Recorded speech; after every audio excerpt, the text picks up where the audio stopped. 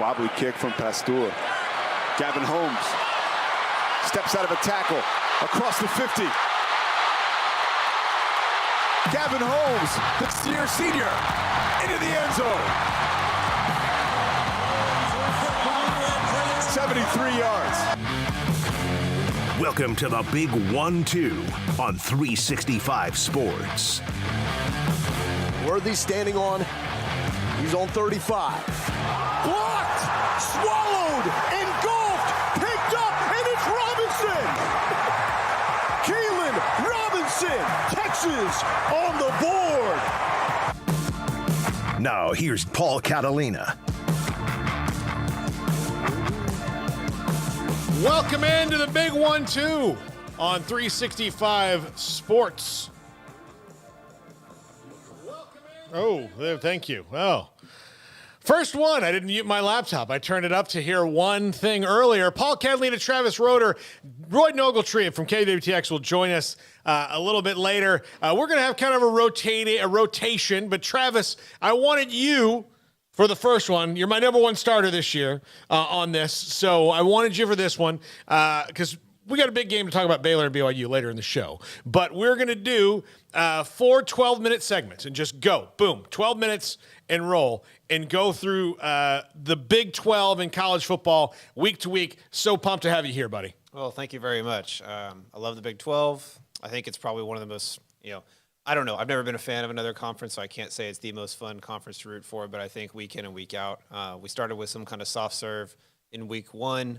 But I think it starts to get real here in week 2, and a lot of fun matchups to look forward to. Yeah, there's a lot. So right now we're just going to run through the week that was in college football in the Big 12. I'm trying to set my timer here so that I can kind of stay on alert with you guys as well. All right. There we go. All right.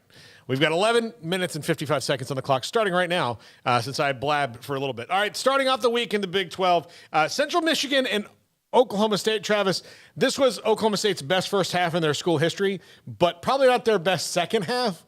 They still won by 14 points, 58-44, but I'm sure Mike Gundy will want a better effort, even in games that he knew he was going to win. Yeah, I paid attention to this one pretty closely, and I rewatched it very closely the next day. I think the score was a little bit misleading in the first half, not because Oklahoma State's offense wasn't good. They were very, very good. And I think what you saw for them in this game was kind of a return to their hurry-up, no-huddle style. That was definitely the emphasis. They were getting the ball moving, and they were, snapping the ball with, 30 seconds left on the play clock. So that was definitely a big emphasis for them. Even though they only gave up a touchdown or something like that in the first half, I think you could really kind of see almost immediately. It's worth noting here that Central Michigan is not a good team. They had a good record last year, but that's because they were in the MAC by all advanced metrics. This is, an 80th, 90th, 100th best team in the country kind of thing. So they were pretty shaky on defense early, and then I think a lot of those cracks started to kind of gush through in the second half. In particular, they had a couple of really good inside linebackers last year in Malcolm Rodriguez and Devin Harper. Devin Harper, I think, was the last guy to make the Cowboys roster. Malcolm Rodriguez is maybe starting in Detroit or something like that. Anyway, they still have a really good defensive line, but it's really hard to play good defense without good inside linebacker play, and you saw some of those cracks developing in that game. So something to watch going forward, because if they're going to get back to maybe they're going to need to score 35 points a game to win a bunch this year, because the defense, I don't think that was just week 1 stuff. I think there are some issues there this year. Well, like Jim Knowles is gone too. That's a big, that you can't underestimate that. Look, there's a reason Ohio State came and got him. Derek Mason, a very capable replacement, but still, I mean, there's adjustments to be made of coaching staff to coaching staff. And Devin Harper and Malcolm Rodriguez is gone. Changes a lot of things. The one I think we got the most action for on the talk show this last week was the backyard brawl. West Virginia and Pitt. This was really the only good game in the Big 12 this week when it came down to it. This is the only game the Big 12 lost this week as Pitt won on a pick 6 in a game that was awesome to watch and an awesome atmosphere. Man, I don't actually remember the last time I went to a college football game that wasn't Baylor involved. I would have killed to be there. Oh, yeah. I mean, what an amazing atmosphere. Yeah. I have no dog in the hunt either. Yeah. Like, no dog in the hunt. Just want to be there watching that and, like, just taking it in there in Pittsburgh with all the Yinzers and the Mountaineers that they had just going nuts. I think this, and maybe you can correct me. JT Daniels certainly an upgrade at quarterback. There's no doubt about that over Joe. Not hard to be an upgrade over. But I do see the reason why he was at 3 schools. And I'll say this. I said it before. JT Daniels is good. Graham Harrell's a really good offensive coordinator.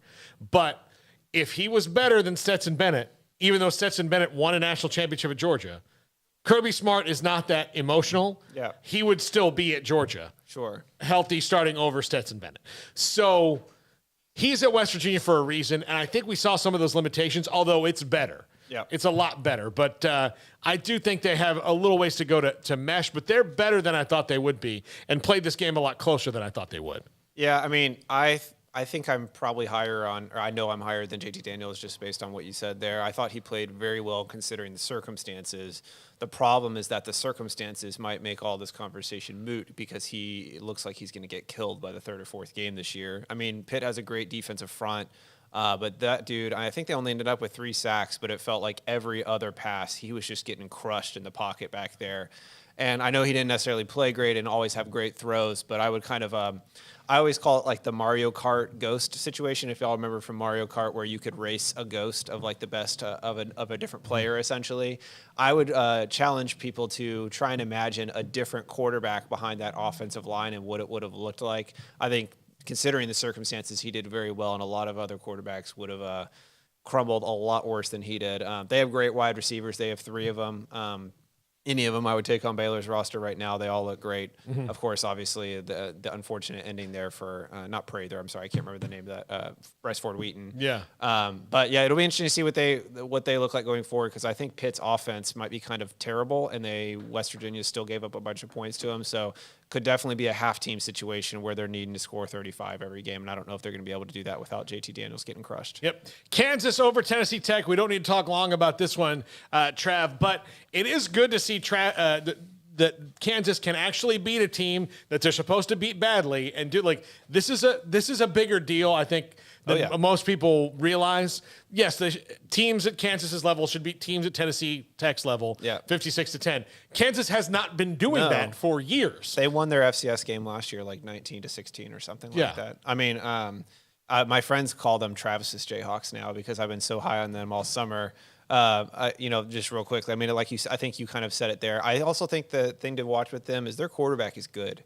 He has some warts to him, but he has some of the best arm and athleticism in the league. So, and we know they have a great coaching staff. They don't have the talent yet to really kind of compete week in, week out with everybody they play, but they're a team who's just going to out-competent other people who shoot themselves in the foot. Maybe a West Virginia goes in there, things kind of go awry for them, and Kansas is able to just basically, be competent, and so they're able to get their way to victory. So I think they're going to get a couple league wins this year. Yeah. TCU rolls over Colorado. Colorado is kind of I'm not trying to take away from TCU here, and Chandler Morris not going to play this week in the home opener. He's got a little bit of a knee injury. I'm not trying to take away from TCU here, but I don't really know what to make of this game because I think Colorado is kind of hapless.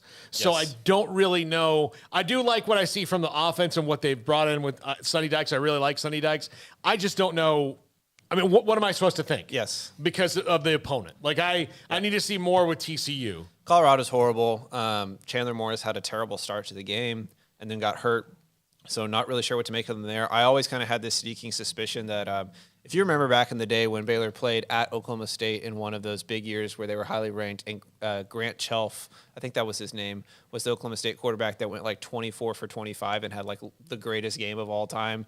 I had the same vibes from Chandler Morris against Baylor last year where he just played the game of his life. I'm not sure if he's ever capable of reaching that again. But like you said, Colorado might go winless this year. They're that bad. So, a good start for TCU on the ground. They rushed for a bunch of yards, but I think we're going to learn a lot more over the coming weeks. Yeah. Sometimes, you can walk up to the prettiest girl and ask her to prom and she says yes. That doesn't mean you're getting a second date after prom.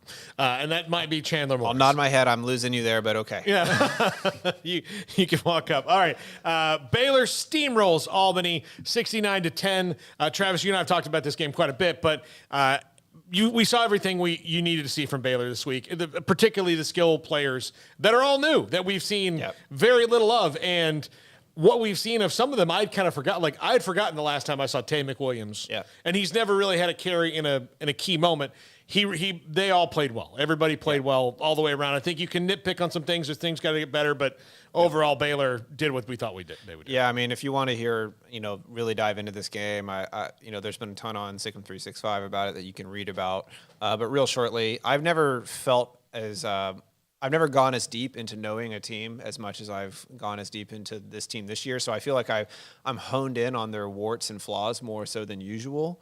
And so it was nice to see that after the game that Aranda, who is usually very introspective, critical, not a guy who kind of sunshine pumps his own team, he seemed very pleased. They made some mistakes, but overall I think he really likes where they're at. I think he was really focused on competitive maturity, playing hard, all those kind of things. And I think overall it was a very successful week for them, but it was truly a preseason game. On to BYU next week. It's going to be a totally different ball game. Yeah.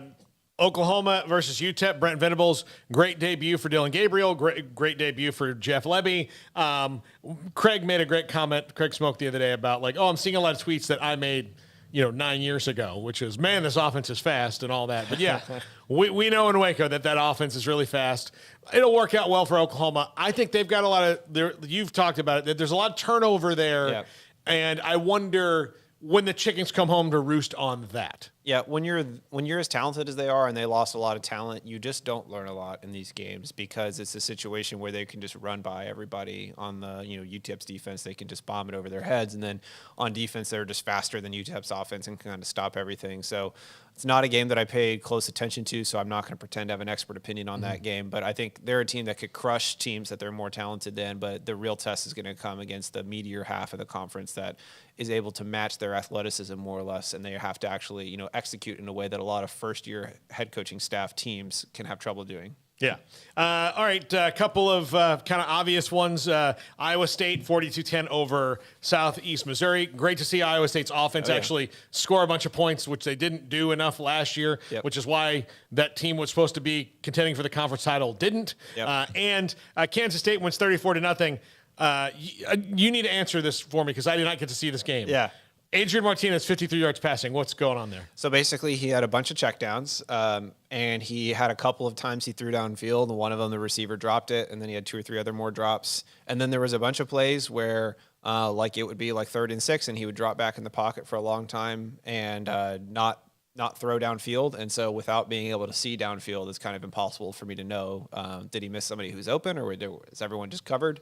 But overall, I think you saw that Kansas State's running game between him and Deuce Vaughn, him being Adrian Martinez and Deuce Vaughn, is going to be pretty nasty to deal with. But obviously, they need to develop that downfield connection if they're truly going to reach like an elite level offense.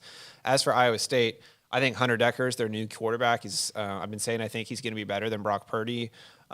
Purdy was very enigmatic and eccentric QB, but I think Dekkers really kind of brings a level of stability that they haven't had over the past couple of years. That offense looks really good, and the defense just looks the same. They're very, they play sound, they understand the system, they're well coached, they're going to be a top 30 defense. They're not going to give you anything. So I think the thing to watch for them, my friends have called them Travis's Jayhawks for the Kansas Jayhawks.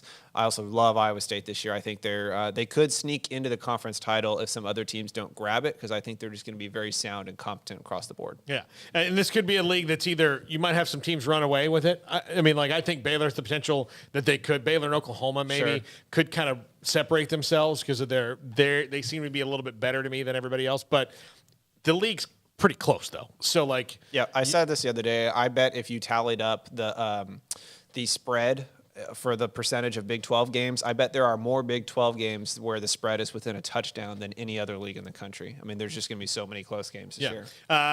Quickly recapping, because we're running out of time. Tech rolls Murray State, not a surprise, but they did lose Tyler Shuck. That could be interesting, but Donovan Smith played well. Yeah. And of course, Texas and Quinn Ewers' debut, 52-10 over the Warhawks of ULM. And we'll see how Quinn Ewers does in week 2, because that's the one everybody's worried about. Yeah, he might get actually crushed in the pocket. I hope he stays healthy for his own sake. So. Yes. Just for the keep him out of the hospital. That's the goal. In 5 seconds, I can do Texas Tech. They're going all in on that Zach Kittley, however you say his last name, Kittley, offense. They're going for it. So it'll be interesting to see how well that works this year, because they're not going halfway. They're going for it. All right, in segment 2, Roy Nogeltree joins us. We'll talk college football playoff expansion and its effect on the Big 12. That's next. This is the Big 1-2 365 Sports. Shorty's Pizza Shack at 12th and Bagby is a homegrown, locally owned pizza place that's out of this world. Everything from the dough, the sauce, the sausage topping is made fresh in-house. Not to mention the amazing pizza pillows, the chicken wings are to die for. Try the Sikkim sauce, chili cheese fries or tots, plus great specials on food and drink every single day. Shorty's is also the perfect spot to watch the game with your friends. Shorty's Pizza Shack at 12th and Bagby. Tell them Paul sent you by. From the first workout to the last practice, sports is an incredible challenge.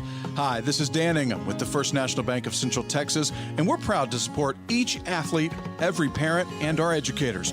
From families, small businesses, to the biggest industry, we're here to help. With remarkable products like First Free Checking, we've got banking ideas that fuel big dreams. The First National Bank of Central Texas. Familiar faces making local decisions. Member FDIC, Equal Housing Lender.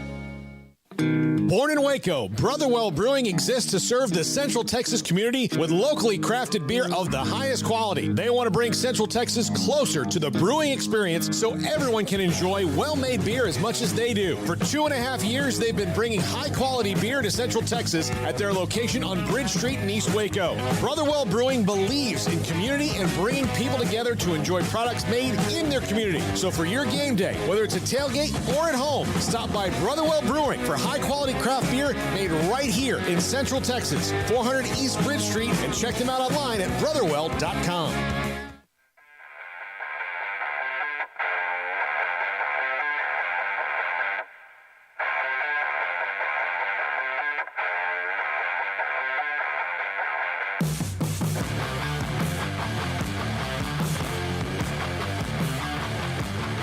Welcome back. Big 1-2 here on 365 Sports, brought to you by our good friends at Shorty's Pizza Shack. Shorty's Pizza Shack, 12th and Bagby. Also, they're building a new location in Hewitt. That's coming along well. You'll see some Sikkim 365 paraphernalia in there, as a matter of fact. I got to tell you, we live in Hewitt now, and get closer to that mic. That is the most exciting thing. Sorry, I'm new here. Yeah. That is the most exciting thing that has happened to us in a long time, is that they are building that there. This is Roy Ogletree, KWTX, joins us now. I've been on Royden's podcast several times. He, Travis, let me tell you this, as we get into the segment, they're nervous to have me back because I have a take on Beyonce they're afraid is going to get them canceled. It's incredible, and I don't want to hear it again. I just think that she's not that good of an actress. That's it. Amazing singer. It doesn't matter what you say. You have slandered the goddess, and now people. If you keep doing it, we're not going to have a podcast anymore. Okay, so all right. So we've been towing that line. I'm not the one who's on it, but just saying that the Lion King could have been better. I'm just saying. That's not her fault. I have no Beyonce takes, and I'm pretty stupid when it comes to pop culture. So there we go. All right. So it's a good thing this is a football show, right? Yeah, absolutely. Well, the big news, college football playoff expansion hit this week, and this is something that we as fans have been clamoring for since there's been a college football, really, since this. And finally, the powers that be decided to do it, and it's totally because the Big Ten got their way. And now they're stopping the roadblock. What Kevin Warren did to the ACC and Pac-12 should be a crime, and might be like a crime, like in the business world. Like if it was like he was watching Succession and goes, "This is what I'm going to do," and just pulled the rug out from under them, and got them to do his bidding so he could get what he wanted. He got it, and all of a sudden we have the 12-team playoff. Royden, your thoughts on playoff expansion and its overall effect on the Big 12, which kind of needed some news like this. Yeah, I mean, go back all the way to 2013, 2014. This is the best thing that could have happened to those teams back then. Now, yeah, I think that it will benefit some teams like we saw, like Baylor's been on the edge of that for a while. Of course, TCU, and it would benefit teams not named Oklahoma and or Texas if they could ever get there for this to be a thing. But the problem, it's great in theory, and I've been putting this take out on Twitter, getting some feelers out on there, that it's great in theory for 12 teams, but the gap between, and we saw it this weekend with Georgia and Oregon, the gap between numbers 4 and 5 and the remaining teams, it might as well be the Pacific Ocean. The parity in college football now and people are going to get mad at me, is almost zero when you have Well, there's parity below that top five. below that top five. Yeah. But then you see teams that, like, I'll use Baylor again as an example. Teams like Baylor in 2019, when we had an incredible year, and the royal I went to Baylor, whatever. But like, they had an incredible season. They get to Georgia in the Sugar Bowl, and their redshirt freshmen are giving, for lack of a better term, giving them hell the entire time in the game. And so they're just that gap, and we saw it again in that primetime game, is massive. It's great for expansion, it's great for money, it's great for TV, and it's great for the kids that want to feel like they have a chance against these teams, because you're a competitor. You go and you compete in football. The problem is that I just feel like the talent level between those massive programs and the latter is not great. Yeah, Travis, let me ask you this though. I feel, and I agree with that, I think there's going to be a few years at the beginning of this thing where it's going to look pretty normal, like it does when Cincinnati plays Alabama. Like, that's what it's going to to look like. Hey, but I happens. think Cincy held up pretty decently last year. But like, Until they didn't. Yeah, but it's going to be that for a little bit. But it's already that now, and we're just going to get more of it, which to me is better. I don't know why people want less when every other sport football, gets more. Like the NFL more, Major League Baseball more, hockey more, basketball more, college basketball more, college baseball more. Everybody's more, but college football has elitists at the top that are keeping people out.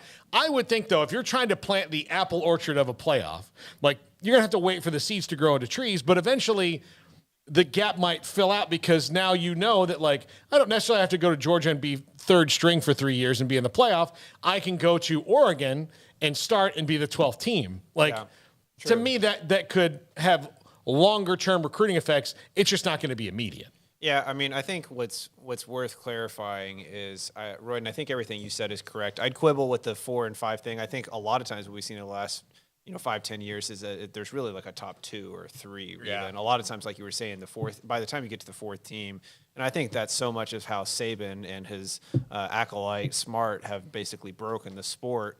I mean, Dabo kind of broke through there at Clemson for a few years, but those two, when you look at any sort of advanced stat system that has attempted to quantify how good teams are, they're just like, they're off the chart, literally off the charts. Like, they've been like so much better than everyone else.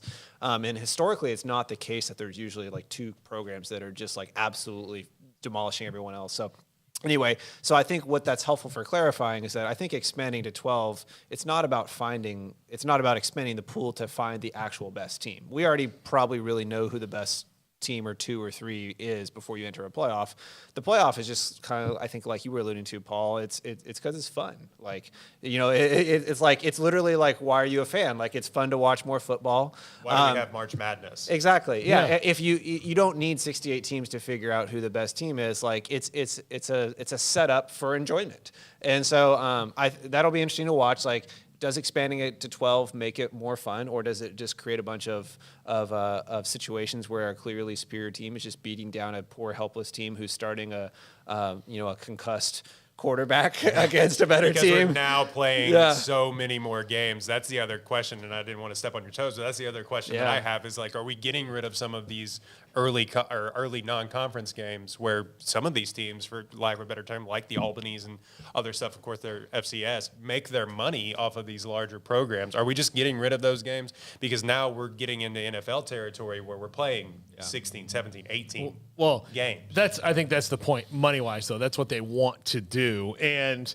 I think when it comes down to it, that it's better for everybody. Look, it's great news for the Pac-12. It really is, because now it means that no matter really what happens to them, they're still fine.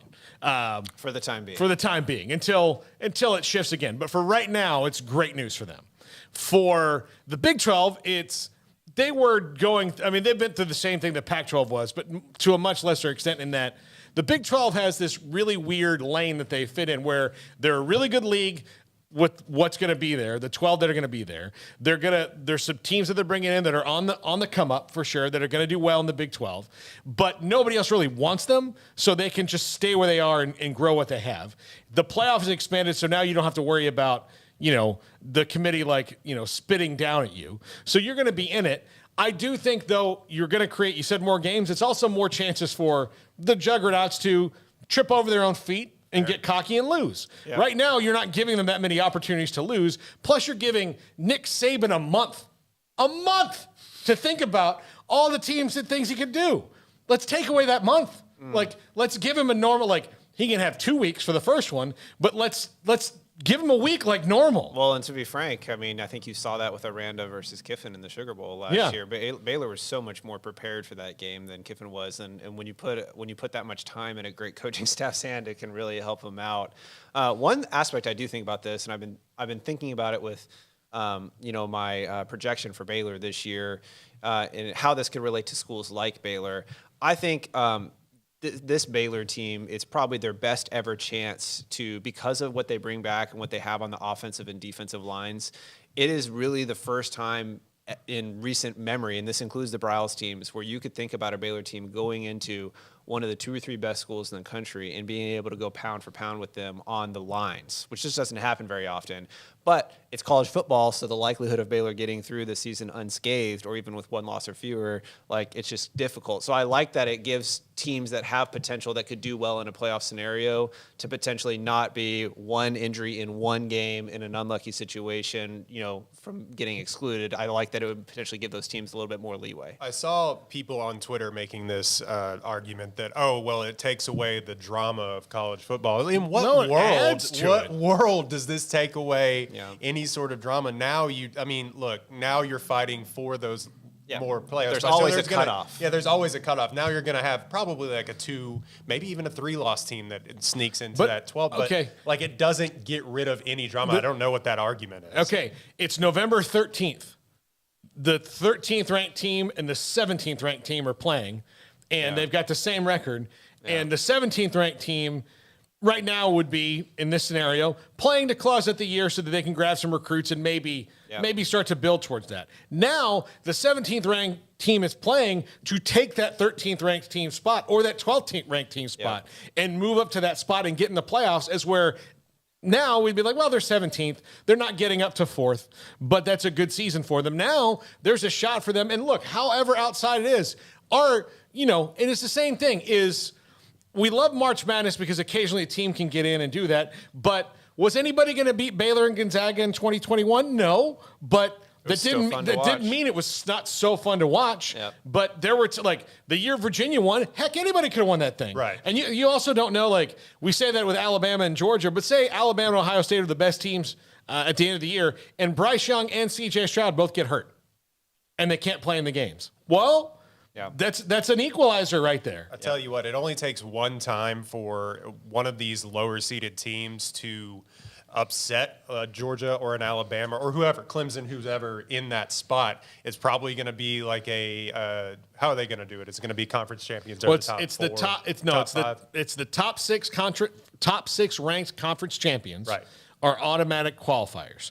And then the next 6 are at large. Yeah. So it's only going to take one of those at large bids to beat a top seed for it all to break loose on Twitter, it all to break loose online, and then it's over. Then the discourse starts, and it's over, and you can't get the genie back in the bottle once that happens, because it will be the greatest thing that has ever happened for college football television is that discourse when it starts. Thinking about the excitement and that cutoff that we were talking about, Royden, I know jump into a different sport here, but with college basketball, I remember when Brady Heslip hit a 3 at the buzzer to get Baylor essentially into the NCAA tournament on a middling Baylor team at the time.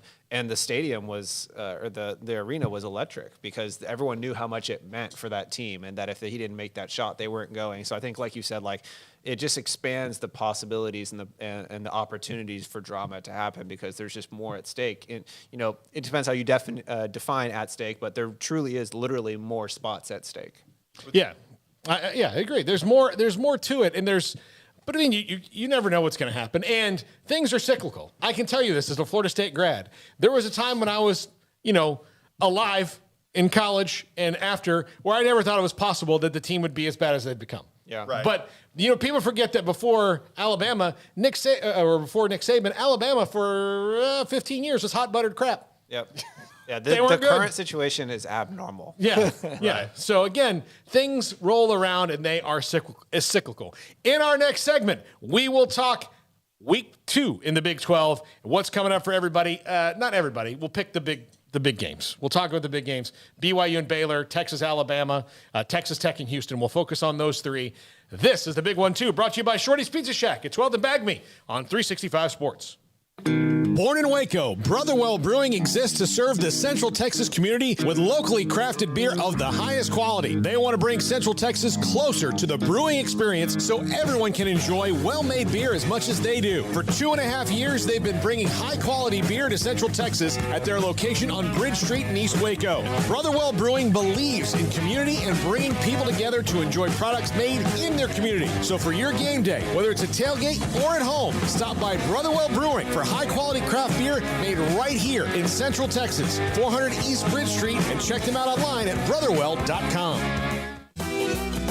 Shorty's Pizza Shack at 12th and Bagme is a homegrown, locally owned pizza place that's out of this world. Everything from the dough, the sauce, the sausage topping is made fresh in-house. Not to mention the amazing pizza pillows, the chicken wings are to die for. Try the Sikkim sauce, chili cheese fries or tots, plus great specials on food and drink every single day. Shorty's is also the perfect spot to watch the game with your friends. Shorty's Pizza Shack at 12th and Bagme. Tell them Paul sent you by.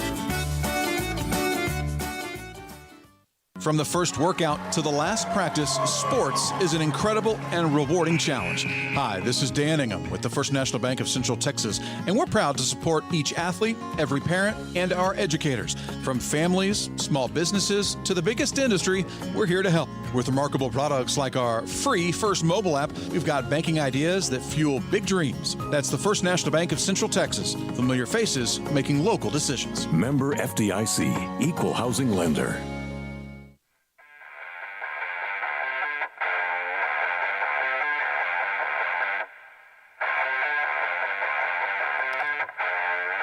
Welcome back to the Big 1-2 here on 365 Sports. Paul, Catalina, Royden, Ogletree, Travis Roeder on the show this week. We're brought to you by Shorty's Pizza Shack. I've never been sad when I've been at Shorty's Pizza Shack, so that's went there before my wedding ceremony. Had pizza, beer, watched the Baylor get bowl eligible against Texas Tech a few years ago. Yeah, there you go. There are worse ways to spend a day. And then had an espresso at Common Grounds to make up for the beer. Recover. Well, yeah, look, I'll tell you. I've never, like, if you walk in there and you have a problem, it's a you thing. Yes. I mean, it's a you thing. I think after a few pitchers, you might find out what that is. Yeah. The vibe, I think Shorty's the best thing they have to promote. Not only the great food, the wings. If you've not had the Sikkim sauce, you have to. It's unbelievable. But it's just the vibe. It's a chill place to be.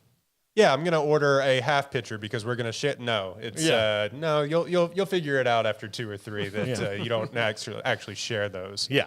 All right. So this week in the Big 12, to me, my estimation, and no offense to Kansas, West Virginia, I know they're your Jayhawks, Travis, and no offense to Iowa and Iowa State, which we will pick those games. Brought to you by Play Action Pools in the next segment, but.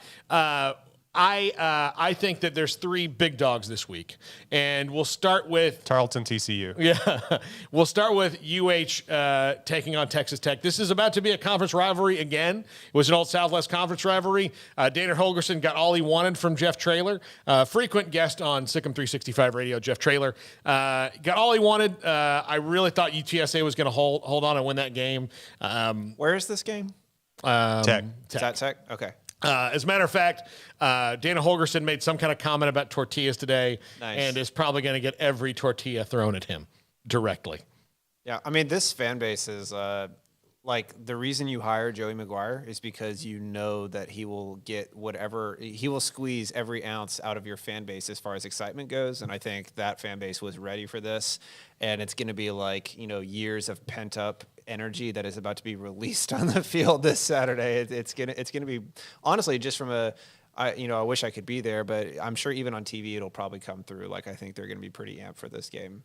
I'll just be interested to see if they can actually guard or defend Clayton Tune. He threw for 3 touchdowns last week, and dark horse Heisman candidate for a lot of people in Houston, I would imagine. I mean, that's for everybody's fan base. Your quarterback is always the dark horse Heisman candidate. But that kid can really spin it, and he also ran for a touchdown last week. That UTSA game, a lot of people didn't want it to end, along with a lot of Week 1 games this year, and they squeaked it out. So a ranked Dana Holgorsen team is always dangerous, but also Jones AT&T Stadium is also dangerous. So yeah, that's only a 3-point spread right now. We were going to do picks a little bit later, but Texas Tech -3, like, how do we feel about that? I don't know, man. That's a coin flip. Yeah, I think here's what I wonder about Texas Tech. Donovan Smith played well last week when he came in. He played well at the end of the year last year when he played.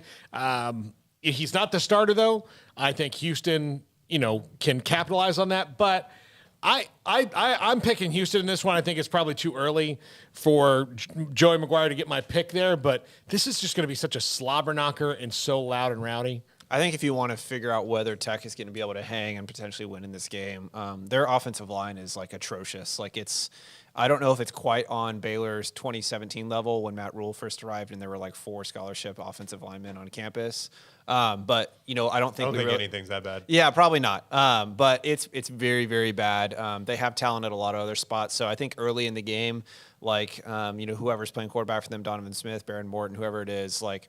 If they're getting knocked in the face, kind of like JT Daniels was against Pitt the other night, over and over and over again, it's really tough to win a game when you're getting hit like that. So it'd be interesting to see what they look like on offense, but it should be a fun game no matter what. A lot of people, not in Texas Tech fandom, agreed with this take, was that they may be the most fun 5-win team to. I think if they get to 5 wins, you have to feel great. This is a tough schedule, first year, yeah. So a lot of people will think they'll play in a lot of 1-score games this year too, which is just a killer to watch. I think so, probably. I think so. I think you're right.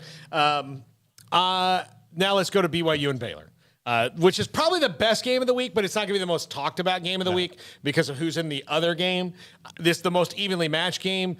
Baylor really physically started to maul BYU in that game last year. Oh, yeah. It was tight early, and do you see they're evenly matched? But Baylor physically mauled the Cougars last year. They really took it to them on the fronts.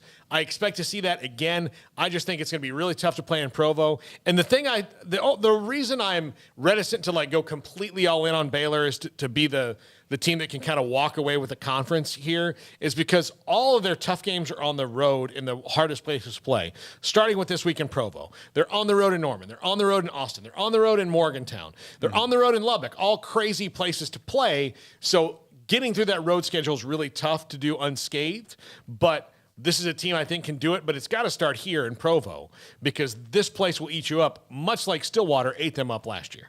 I think the thing to hang your hat on about this game, if you're a Baylor fan and you look at the final score of the BYU USF game, all credit to Gary Bohannon for trying to go out there and turn that program around. They aren't good.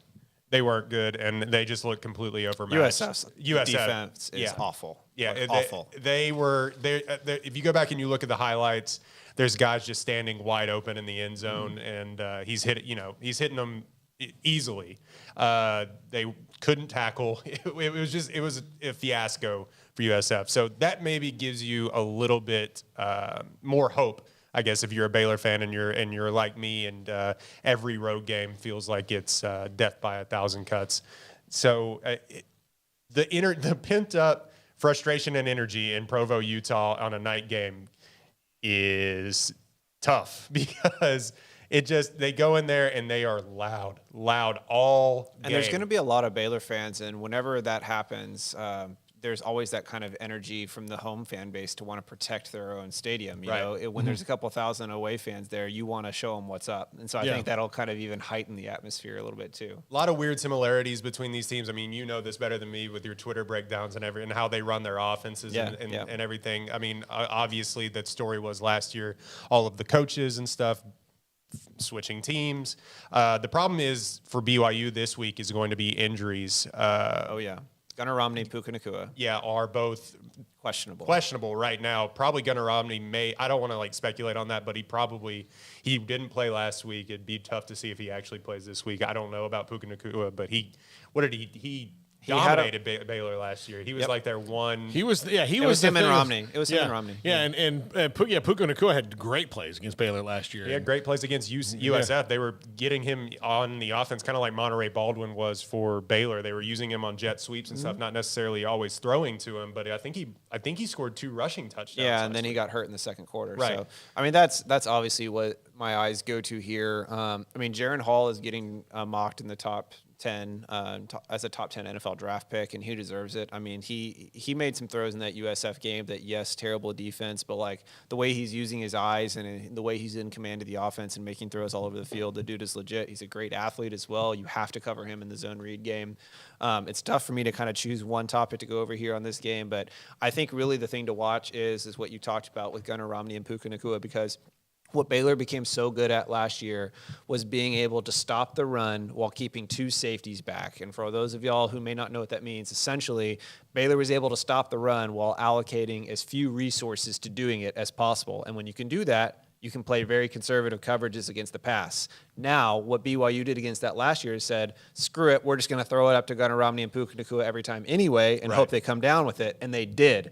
If those guys aren't there this year, BYU is not in a place where they just have straight up 1-for-1 replacements for those guys. They have a great quarterback, but do they have somebody who can threaten downfield as much? That's what my guy goes to. It's going to be a great matchup for a lot of other reasons, but we can cover that throughout the rest of the week, I guess, in different areas. BYU minus 3.5 right now. Yeah. Texas and Alabama. This one is the one people are going to talk about. Sark going against his old boss and Nick Saban. This is, it's going to be an amazing atmosphere. And I will say this as an observer of the Big 12 for a long time. Texas will play well in this game, better than you think. And they'll hang around enough for people to go, oh, is it happening? Is it happening? Is it happening now? And then I think Alabama will shove their whole leg down Texas's throat. And I don't know where you were going there for a second, but yes, either way. Yeah, I mean, that's what I'm curious what the announcer phrase is going to be, because it's too over the shark now to say, like, Texas is back. So, like, when Quinn Ewers has a beautiful touchdown, what is the announcer going to say? Like, Texas is, they're arrived. here. They're here. Like, they're ready. Like, I don't know. It'll be interesting to see what they say. Yeah. This game isn't going to be close. I'm not to be like a hot take king here or anything. It just the talent level, and I keep going back to the Georgia and Oregon game. It could not have looked any more different of a sport, and that they were playing. I mean, Bryce Young, I think, is just going to have all day to stand in the pocket, kind of like. Who's the Georgia quarterback? Sorry, Stetson Bennett. Yeah, Stetson Bennett was literally standing upright in the pocket versus Oregon. Now, I think that probably Texas has a better pass rush maybe than Oregon, but I just think I think they're not going to be able to get to the quarterback. They're not going to be able to disrupt Bryce Young, and I think he's just going to be able to pick them apart. It will be if they can keep pace on the offensive side, and maybe Bijan Robinson comes in there and he's the Heisman candidate that everybody thinks that he is, and they have an incredible run game. But also, it's about keeping Quinn Ewers upright. Yeah, I don't know if they can do it. I don't know if they can do it. They can't. I mean, here's the thing. Sark had a quote where he said, like, sometimes culture can overcome talent. I mean, the reason that Nick Saban has built this space alien program is that he's managed to do what Texas hasn't been able to do for the past 20 years, which is recruit at the absolute highest level and somehow convince those kids to buy in and play like there's 2-star players. And so I think that's what you're going to see in Austin this Saturday is one team who's still kind of figuring it out and has been trying to overcome culture issues forever now against a team that has all-world, probably 20 NFL starters on their roster right now, but they're blocking, like their wide receivers are blocking like they're trying to fight for their next meal. I mean, that's just what they've been able to develop there and why they're so special. Yeah, absolutely. I think this is going to be – I think it'll be interesting. I say early. I think it'll be interesting early. But this game is going to just come down to the fact that Texas does not have the line dogs that on either side that Alabama does. No. And that's going to be a tremendous mismatch. They have enough skilled players, Bijan and Quinn Ewers and Xavier Worthy, where they're going to get over on Alabama a couple times. But there's 4 quarters in this game. And Quinn Ewers has shown that he's a bit mistake-prone at this point, too. And going against, Nick Saban coaches the DBs, I think you're going to see him make some decisions that look pretty befuddling. That throw into coverage against ULM was not great. Yeah. All right, we'll do our picks brought to you by Play Action Pools. This is the big one, too. on Sikkim 365 Radio. I'm sorry, 365 Sports. We're doing it live. We're doing it live. I'm messing things up. I blame Royden. I'm just trying to impress him. That's what I'm trying to do. This is the big one, too, on 365 Sports, brought to you by Shorty's Pizza Shack. Born in Waco, Brotherwell Brewing exists to serve the Central Texas community with locally crafted beer of the highest quality. They want to bring Central Texas closer to the brewing experience so everyone can enjoy well-made beer as much as they do. For 2.5 years, they've been bringing high-quality beer to Central Texas at their location on Bridge Street in East Waco. Brotherwell Brewing believes in community and bringing people together to enjoy products made in their community. So for your game day, whether it's a tailgate or at home, stop by Brotherwell Brewing for high-quality craft beer made right here in Central Texas, 400 East Bridge Street, and check them out online at brotherwell.com. Shorty's Pizza Shack at 12th and Bagby is a homegrown, locally owned pizza place that's out of this world. Everything from the dough, the sauce, the sausage topping is made fresh in-house. Not to mention the amazing pizza pillows, the chicken wings are to die for. Try the Sikkim sauce, chili cheese fries or tots, plus great specials on food and drink every single day. Shorty's is also the perfect spot to watch the game with your friends. Shorty's Pizza Shack at 12th and Bagby. Tell them Paul sent you by. From the first workout to the last practice, sports is an incredible and rewarding challenge. Hi, this is Dan Ingham with the First National Bank of Central Texas, and we're proud to support each athlete, every parent, and our educators. From families, small businesses, to the biggest industry, we're here to help. With remarkable products like our free First mobile app, we've got banking ideas that fuel big dreams. That's the First National Bank of Central Texas. Familiar faces making local decisions. Member FDIC, Equal Housing Lender.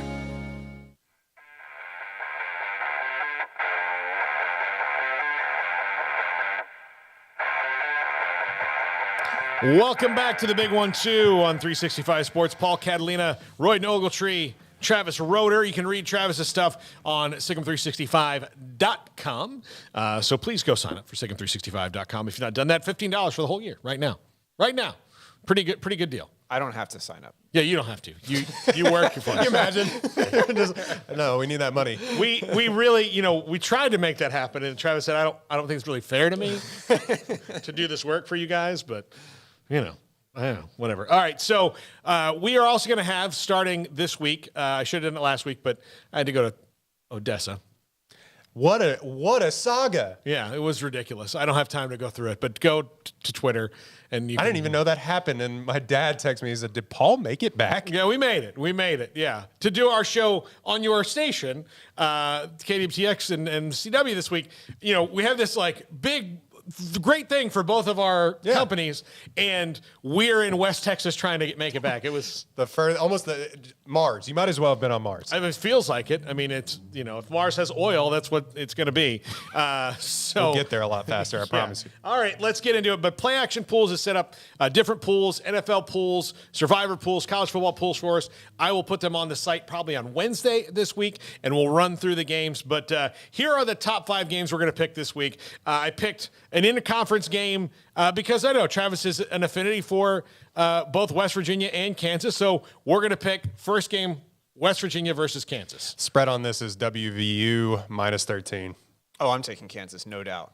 Travis's Jayhawks, baby. Kansas against the straight up or against the spread, and I would give them probably a higher chance than anybody else would at actually straight up winning. I said it in the first segment. I think Kansas is competent. They look like a team that's not going to lose the game and hand you it on a platter. Neil Brown seems like a coach who's very good, but doesn't necessarily have control of all the details of his program. I think you kind of consistently see them fail in small areas in each game. So Lance Leipold, who comes over from Buffalo, won 1 million games at Division II level, I think it was. Anyway, great coach, great staff. He understands what he's doing. That team's competent. They're going to cover the spread, and I wouldn't be surprised if Kansas gets their first conference win this weekend. Yeah, I would pick them to cover the spread. There's no way that they're winning this game. No way. Okay. I think that Stills will be in the backfield all night, and I think that they're going to have a tougher time running the football than they did. They were hitting huge holes against that team last Louisiana Tech. Yeah, Louisiana Tech. All I'm saying is watch out for Jalen Daniels, their quarterback. He's a good player. No, I mean he's incredible to watch. It's the most fun quarterback that they've had since Todd Reesing. But it's I just don't think that they're playing. They're not quite there yet. And watch, I'll have egg on my face by the time but I'll pick them against the spread. I think for Paul's sure. giving us the too much Kansas talk look. No, it's not at all. I haven't even got to make my pick yet. I'm going to pick West Virginia. I'll pick West Virginia. I think, and I think they cover. I do. I'll take West Virginia to cover. All right. Next one up: Iowa State versus Iowa. Love it. Iowa going off at 3.5, which is Iowa's a 3.5 point favorite, which is about as many points as they scored last week. Well, look, this game was a terrible offensive showing last year for Iowa State. It was awful. But I got to tell you, when you don't score a touchdown and 2 safeties, and the other team scores 42, I'm sorry, I'm picking Iowa State in this one. And of course, that's against us. I'm picking Iowa State. Iowa State will win this game by a touchdown or more. I don't understand. This makes don't no either. sense. I mean, it's at Iowa at 3:00, so I mean, I guess like you're banking on Iowa. Like this is like a very much, I actually had a friend at Baylor who grew up a big Hawkeye fan, and they very much have that kind of like Iowa State is little brother attitude. Like this is where all the people who aren't smart, they go to Iowa State, and all the smart people go to Iowa. That kind of attitude. So maybe it's just like you're banking on them really kind of keeping their foot down on top of Iowa State there. But I thought Iowa State looked really, really good last week. Iowa looked about as bad as it can get. I mean, Iowa State, like, do you think South Dakota has a better, or they play South Dakota State, is that what it was? Do you think they have a better defense than Iowa State does? Like, absolutely not. No. Like, how is Spencer Petras going to complete a pass if he, I mean, obviously I'm exaggerating there, but I wouldn't bet on Iowa getting to more than 14 or 17 points this game, and I feel really good about Iowa State being able to get to that 17 or 20 range. So yeah, this is basically a pick 'em right now, but I think that Iowa State probably comes away with it. Hutchinson, like, great player, had an incredible game, and I had kind of forgotten about him, and then he was all they were talking about, and of course he had 128 yards on 8 catches, 3 touchdowns. Random note here. There are 2 players in the Big 12 that Oklahoma tried to steal on signing day a few years ago. They tried to steal Xavier Hutchinson from Iowa State, and they tried to steal Al Walcott from Baylor. Both of those guys are 2 of the better players in the Big 12 now, and I think OU would really like to have them. So just kind of fun note there. Yeah. So I'll go Iowa straight up. Iowa State straight up. I don't think that Iowa's going to be able to score. It was incredible to watch, just a field position battle. Tech versus Houston. Tech versus Houston going off right. Oh, dang. Sorry. I messed up. Texas Tech, 3-point favorite right now. I'm going to take Houston. You heard me before. I like Houston in this game. It's going to be, crazy. Texas Tech fans have embraced this drunken wild man role. As one should. Well. I'm not knocking it. I love it. I think it's great that they were like, listen, we're in West Texas. We've got tortillas, we've got booze, and we've got noise, and we're going to throw it all in together. We've got a coach who is like here on the scale of enthusiasm. We're going to lean right in. We're tired of being bored out here. We're with the football team. I'm not trying to knock West Texas, although I was there. It's a total wasteland. We're one dust storm away. Dang it. No, I'm not knocking Lubbock. I don't want you to, put a bunch of cactuses on my Twitter profile and all that. But I will tell you, I'm not in a great place when it comes to West Texas after this last weekend. But I think Texas Tech will play great. I think it'll be close. But I think Houston's just a more mature team at this point. Clayton Tune's going to throw for 4 touchdowns. I think they win by a couple of touchdowns probably. If I had watched the Houston UTSA game, I'd feel a little bit more confident in this prediction. But I think I'm really watching out for attitude and energy in this game. I think it's going to be pretty wild out there. And I guess I'll say this. I'll pick Tech to cover and win here. Tech's defense is better than they've been in a long time this year, which is interesting, and they're playing with this new style of offense. I actually think this could be lower scoring than many expect because Tech has a terrible offensive line. We saw that Houston struggled to score on UTSA last week. So maybe it's something more like 20-17 when we're used to these games being like up in the 50s. So how about that? I will say, I just think that UTSA is further along in their development. Obviously, they won 11 games last year. Yeah, so absolutely. I think they're just and they have a great coaching staff. Yeah, they're further along, I think, in their development. So like not taking anything away from them. That was a great game. I just think that they are further along in their development than Texas Tech. Well, they absolutely are. Yeah, Texas Tech is at this point. So I think it isn't as close of a game as we saw this past weekend. Yeah. All right, let's go to BYU and Baylor in Provo. I do think this game should be a little bit different than last year's, but I just think you add Blake Shapen to this mix, And that's something we haven't really talked about is the difference in the offense with Shapen and Bohannon tonight. And we saw it the other day where they are not really afraid to just throw deep passes, was where I don't think they were afraid to with Gary Bohannon. I don't think he was as comfortable as where Blake Shapen, he threw a couple passes against Albany that he won't get away with against most Wanted people. to bring that up, yeah. There's one he threw to Ben Sims where he threw across his body, like running towards the sideline. I think he got like 8 yards out of it, and it was a great play, but it only worked because it was Albany. Well, the Twitter thread that you always make after the game, the first drive of the game, that throw to the sideline, that far throw to the sideline where it kind of just floated out. Oh, into the ether, the deep comeback. That. I don't think he gets away. That's a pick for Southern teams. I don't think he gets away with something like that. He doesn't have as strong of an arm as people like to think, but he's supremely accurate. So I think that goes a long way in with what you can do off of those play actions and everything else. So it gives you that much more time to set your feet and throw, and he was able to hit those throws. I just think Provo is weird and it's just a weird environment to play in at 7 o'clock, 9 o'clock our time. I just think it'll be interesting. BYU's going off at 3.5.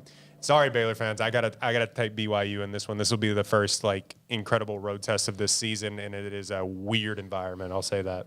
Yeah, I mean, obviously I have a million things I want to say about this game. Be sure to read Sigma 365. I'll be talking about it. I'll be previewing this game later this week.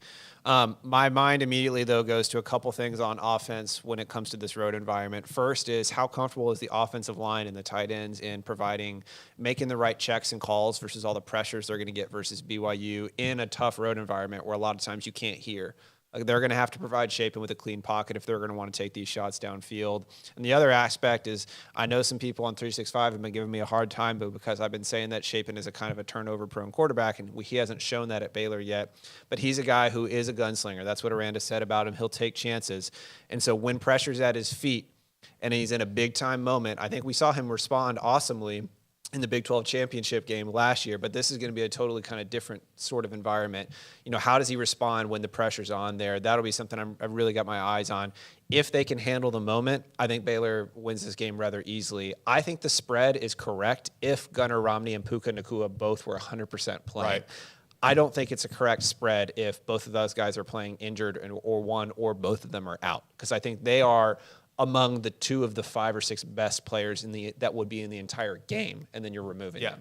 All right, Texas and Alabama. This is the game day game this week, and the one everybody's going to be eyes on. All right, we'll start with you, Travis. We kind of went through what we think is going to happen in this game, but let's go ahead and break it down for the picks. Alabama, 20-point favorite, by the way. Yeah, I mean, you could have thrown a dart or just done a wheel of fortune, or I can't think of the analogy. It doesn't matter what the number is. I would have picked Alabama here. The price is right. Yeah, there we go. It's just, here's the thing. Texas is going to make some plays, but their main weakness on their offense is they have a young quarterback who's prone to making mistakes, and they have an offensive line who can't protect. I mean, that's like a recipe for disaster against this Alabama defense. I think they're going to get up for the moment. Football is such an emotional game where you get so much out of what you put in, and I think these players are going to put a lot into this game, make some plays. But I think Paul, as you were saying, I could see some hot flashes coming, and the pan is sizzling early on. But by the end of the game, this is something like 45-21 or something like that. So anyway, I'd pick Bama to cover. Yeah, Royden. I'm just going to get roasted by every Texas fan on the internet, which there's a lot of them, if you didn't know. I'm going to get roasted by every Texas fan when they somehow keep this close, or Alabama wins by a field goal or something. But I think Alabama rolls. No pun intended. Well, a little pun intended. Yes. I think they end up rolling, and like you said, it's close early because they're on the 40 acres. They're at DKR, and all of a sudden, Quinn Ewers hits a deep pass, and things are to Sanders is who he was connecting with. Jatavian Sanders, last week. So he'll hit him for something, or Bijan will break through and score, and all of a sudden it'll be 14-7 in the going into halftime. And I think Nick Saban makes all the adjustments that the Texas staff has no counter for, and they win 45 or I don't know. I said 50-something to 21 in my score prediction. So I think they cover, and I think they win big. Yeah, I think Texas gets there's motion early. This could be like one of those things where it's 14-14 after the first quarter, and Twitter's going, oh, it's happening. It's happening. Oh, my God, it's happening. And then you get to the point of like Alabama goes, okay, you guys are so cute. Like, give us your little white uniforms and your little cow. Look at you. All right. Look at that. Look at that. Look at that. Matthew McConaughey's here. Isn't that cool? He has an orange suit. That's wild. Yeah, that's awesome. Something to watch early in this game is when you watch truly elite competition play against merely good or whatever Texas is this year. Watch with the ease of how they score. What I think you might see early in this game is that Bama's offense is just kind of humming along at max efficiency and making it look easy. And maybe Texas is staying in there by making some amazing plays, but you can't make amazing plays for 4 straight quarters. That's where it really gets tough. And I think that's where kind of the relentless efficiency of Bama overtakes them. Yeah, I agree. And I think Bama will roll eventually in this one. It will be good early, and Sark will have some tricks up his sleeve, but on the fronts, this game is completely different. So we'll have play action pools on Sikkim 365 later on this week. Thank you to Royden. Thank you to Travis. Royden, you'll be here most every week, right? Yeah, I will be here every single week that the good Lord allows me. Yes, and Travis will be part of our rotation. We've put a lot of Travis. We'll see what happens. We'll see what happens. But you both did a fantastic job. A+ tonight. Really happy to have the big 1-2 back. I am so pumped for this. So pumped for Shorty's Pizza Shack. Go there and tell them that you heard about it here. Come from out of town and go there. If you're watching it on YouTube, that's what you should do. Thanks to our producer, Jacob Wilson. This is the big 1-2 on 365 Sports.